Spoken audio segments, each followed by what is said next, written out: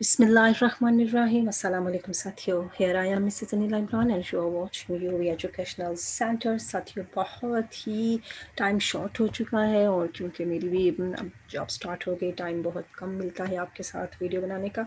लेकिन सोचा कि मैं आपको ये 2017 असल में कट गया है, ये 2017 का पेपर है जिसको मैं एक्सप्लेन करने वाली हूँ और पूरी उम्मीद है कि इस पेपर को दोहराया जाएगा इंशाल्लाह कल के पेपर में, तो आपको बहुत आसानी हो जाएगी। साथियों, हमें यहाँ पर देखना ये है कि लिंग्विस्टिक्स में हमें वही 7 क्वेश्चंस मिलते हैं। ये देखने 7 क्वेश्चंस हैं और 7 क्वेश्चंस में है क्या, जो लास्ट वाले क्वेश्चंस हैं वो आपको ए और बी पार्ट पर मिल रहा है। लास्ट वाले क्वेश्चन में आपने किसी दो पर नोट लिखना है, हर मरतबा ऐसा ही होगा, किसी दो पर नोट लिखना होगा आपको, और ये जो नोट है ये आपको 12.5 मार्क्स के दरमियान से मिलेगा। तीसरा क्वेश्चन भी कुछ ऐसा ही है जिसमें ए और बी है और ये भी 12.5 और 12.5 मार्क्स पर आता है। अब ये मतलब ये है कि इसमें तो आपको तीसरे में तो बिल्कुल चॉइस नहीं है आपके पास कि आप कौन सा सवाल करें और कौन सा छोड़ें, लेकिन आपके पास 7th नंबर में चॉइस है। 7th में आपके पास चॉइस है, आप इसमें चॉइस वाले क्वेश्चन हैं, यानी कोई से भी दो कर सकते हैं, लेकिन तीसरा वाला आपको पूरा आना चाहिए। तीसरे में आपको टी डायग्राम का भी एक क्वेश्चन मिल रहा है जिसमें आपने डायग्राम बनानी है और ये डायग्राम भी आपको नंबर दिलाते हैं, लेकिन अगर आप ज़रा सी मिस्टेक इसमें लिखने में कर देते हैं तो भी प्रॉब्लम हो जाती है। डायग्राम के लिए मैंने आपको ये रूल्स दिखाने हैं। ये कुछ रूल्स हैं जिन रूल्स को हमारे स्टूडेंट्स नहीं समझ पा रहे होते और इन रूल्स की वजह से उनका सेंटेंस गलत हो जाता है। सेंटेंस को ऐसे डिफाइन करना और सेंटेंस को लेके जाना है आपने नाउन फ्रेज और वर्ब फ्रेज की तरफ। और नाउन फ्रेज के अंदर क्या आएगा, नाउन फ्रेज के अंदर आएगा सब्जेक्ट आएगा और नाउन आएगा, डिटरमिन आएगा और नाउन आएगा। नाउन फ्रेज के अंदर इन चीज़ों के अलावा कुछ और नहीं आता।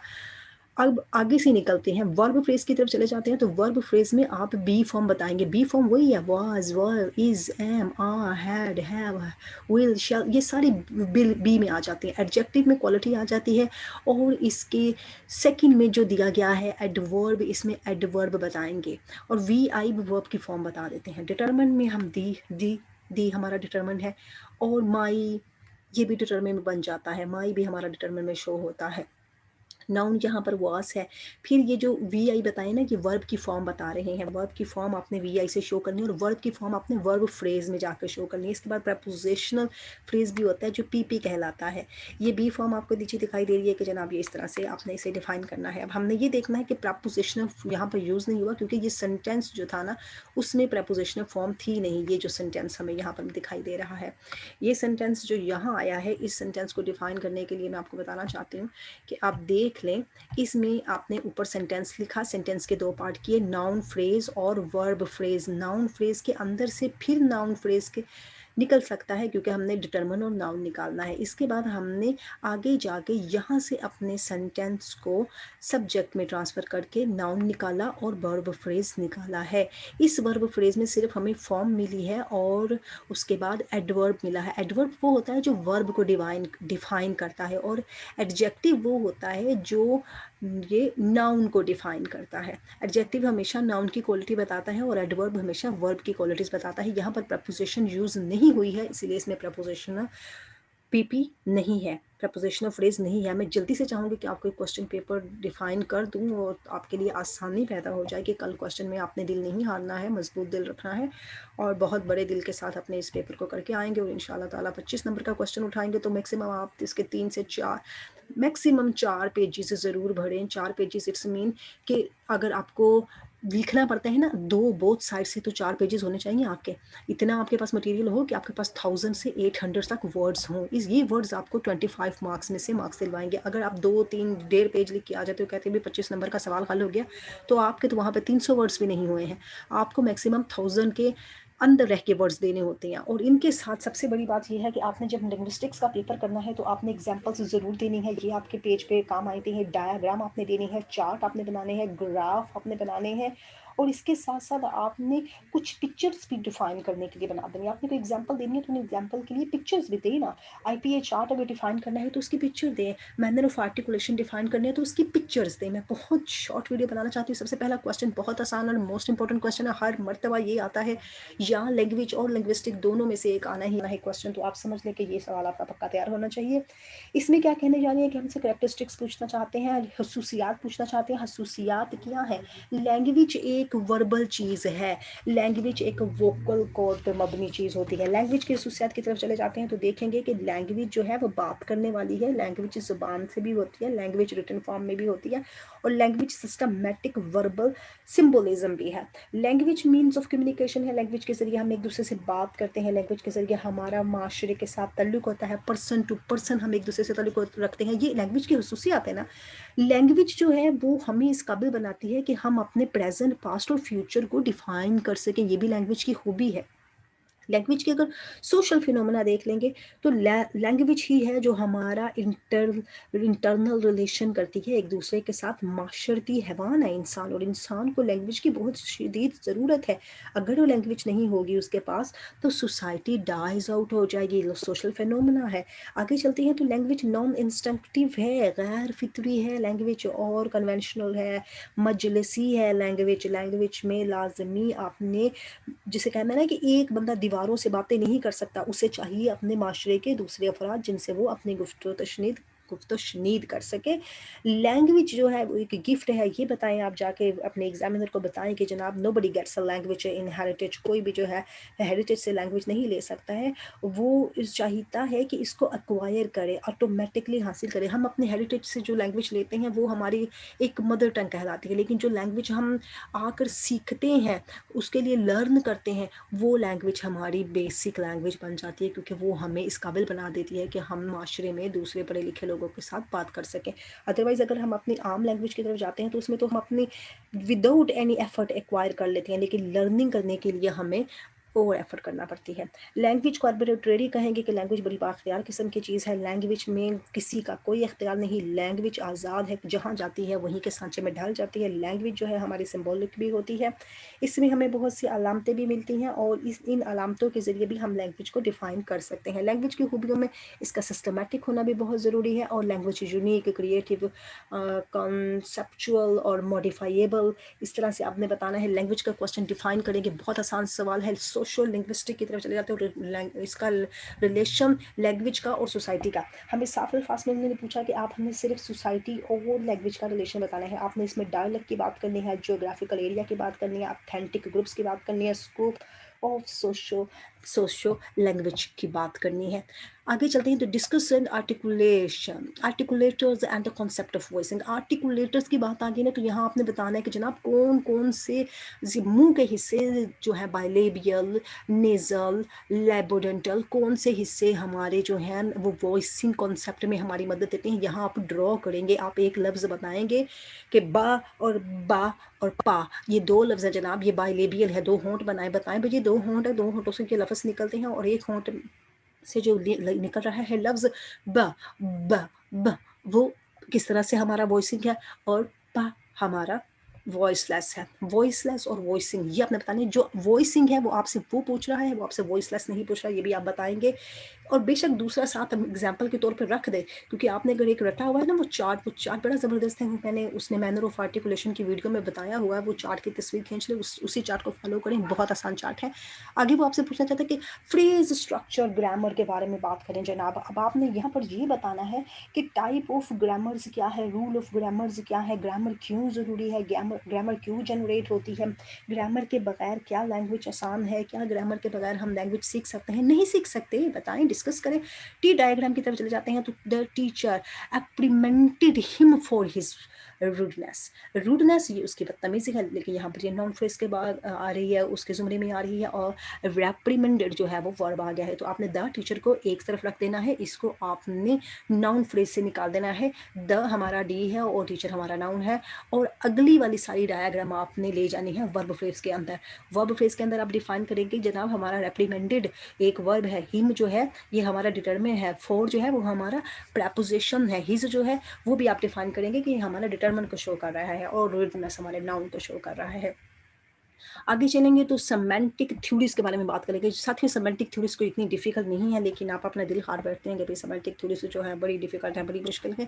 मैंने सेमेंटिक थ्योरीज़ को थंबनेल पर दे दिया है और सारी की सारी थ्योरीज़ थंबनेल पर लगा दी हैं। आप उन सारी की सारी थ्योरीज़ को अगर उतार लेते हैं और उन पे डिस्कस कर लेते हैं तो भी आपका काम बन जाता है। आपने सबसे मेन थ्योरी अगर पकड़नी है तो देख लें थ्योरी ऑफ मीनिंग देख लें, जो कि ट्रेडिशनल अप्रोच है उसको देख लें, एनालिटिकल अप्रोच है उनको देख लें, रिप्रेजेंटेशनल अप्रोच है उसको देख लें, रेफरेंशियल अप्रोच है उसको देख लें। कुछ थ्योरीज ऐसी हैं जो अपने अंदर बहुत ज़्यादा मीनिंग्स रखती हैं, यानी जो आपको समझ आती है ना आप उस थ्योरी पे डिस्कस कर लें। थ्योरी पे मैंने 2 वीडियोस बना दी थी इस वजह से, लेकिन फिर भी आप परेशान हैं थ्योरीज के बारे में तो प्लीज़ उनको बार बार जाकर देखें। और मटेरियल जहाँ से आप समझते हैं कि मुझे रेफरेंशियल समझ आ रही है, मुझे रिप्रेजेंटल समझ आ रही है, मुझे जिस भी थ्योरी के बारे में आप खुद अंदाज़ा लगा सकते हैं कि भाई मुझे ये ज़्यादा आसानी से समझ आ रही है, उस थ्योरी पे काम करें। और सारी की सारी थ्योरीज नहीं आने वाली हैं, ये भी याद रखिएगा। थ्योरीज हमेशा हमेशा आपको 2 या 3 बात करने को कहा जाएगा, 2 से ज़्यादा वो आपको नहीं कहेंगे कि बात करें इसके ऊपर। और आपने अगर नाम बताने हैं तो नाम सबके बता दें, लेकिन उसके बाद डिस्कस बस 2 पे करें।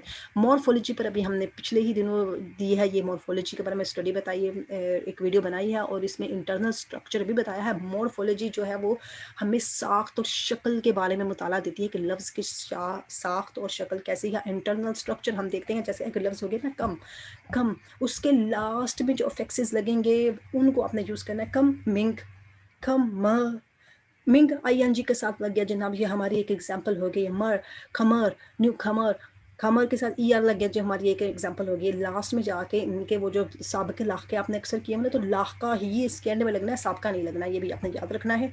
इसके रिलेशनशिप को आपने डिफाइन करके बता देना है अपने एग्जामिनर को कि ये एक लफ्ज़ के अंदर उसके मीनिंग्स को डिफाइन करती है और इंटरनल रिलेशन इसका जो है वर्ड के साथ वो क्या बनता है।